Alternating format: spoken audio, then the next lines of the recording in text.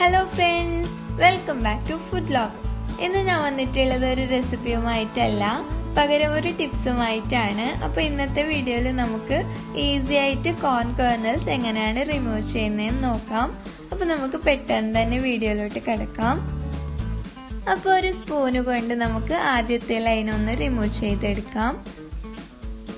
അപ്പോൾ ഈ ലൈനിലെ കോൺ കേർണൽസ് നമുക്ക് പെർഫെക്റ്റ് ആയിട്ട് കിട്ടൂല.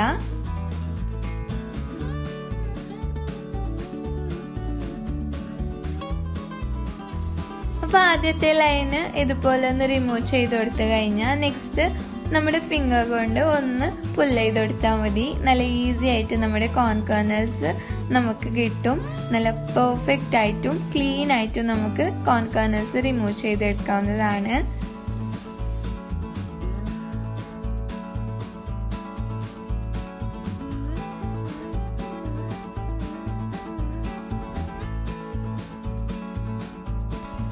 അപ്പോൾ ഇതുപോലെ എല്ലാ കോൺ കേർണൽസും നല്ല ക്ലീൻ ആയി ഞാനിവിടെ റിമൂവ് ചെയ്തെടുത്തിട്ടുണ്ട്.